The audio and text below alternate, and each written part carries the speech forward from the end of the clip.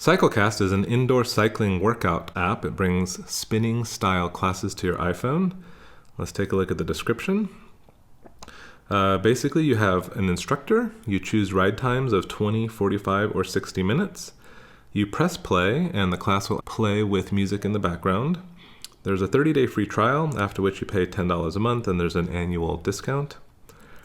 So if we start the app, it loads up to this very simple, basic starter screen. It lists the instructors that they have, and there's about 5 or 6 of them. And since I starred Kevin, it automatically brings him up. You can choose your 20, 45, or 60-minute class. You hit Let's Go. It loads up the class. It gives you some details, tells you about the music that's going to be in the class, tells you about the different movements. And if we hit play, you can hear how the first lesson starts. Hi guys, it's Kevin, and welcome to Cyclecast.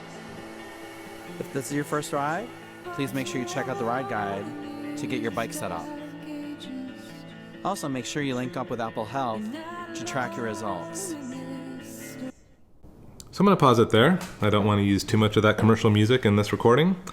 And actually, let's look at some of the resources that he is referring to in his introduction. If you click on the Cyclecast icon in the upper left-hand corner. So account settings, there's not a lot here. You've got your subscription, you connect to Apple Health, you can tell it whether or not you want emails. You can link out to the website for some bios. These are the different instructors. And if we click through on Kevin, it pulls up his bio, some information about him, his certifications.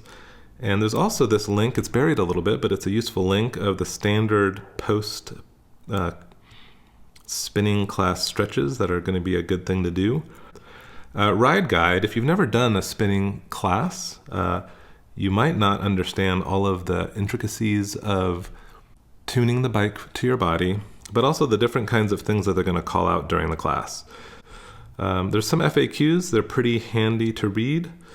I would recommend you go and look through there. And then if you have some questions, you can send an email directly from inside the app to the Cyclecast team, and they'll get back to you.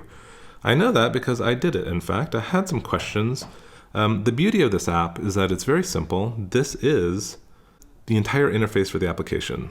I had some questions about how often the content really was updated. And so I emailed in, and I got some answers over the course of the weekend.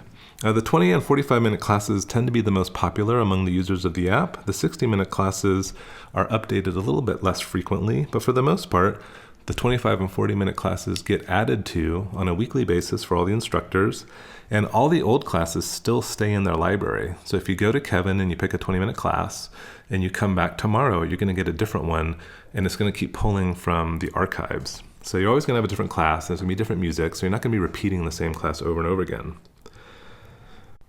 All right, so let's review some of my notes on Cyclecast. It is updated for iOS 10, and it works really well. The previous release was released in May, so it's still getting some developer love. I think it has the simplest and most direct interface of the different indoor cycling apps that I've been looking at. The site FAQ says that the content is updated weekly, and I got some confirmation of that from Doug at Cyclecast. The content is on demand. They're using a music licensing model that doesn't let them do rewind, fast forward, or downloads of the classes. So if you're going to listen to a 20-minute instruction class, it's going to basically be the equivalent of listening to music on Spotify or Apple Music or Google Play for 20 minutes. This is probably a little bit better if you either have really high data caps or if you have a gym that offers Wi-Fi, so you're not constantly using data to follow along with the classes. But so far for me, one gym that I attend has Wi-Fi and the other gym does not. So I'm just going to pick carefully when and how often I use these indoor streaming classes. My favorite is the 20-minute session because it works really well as a warm-up for a gym visit.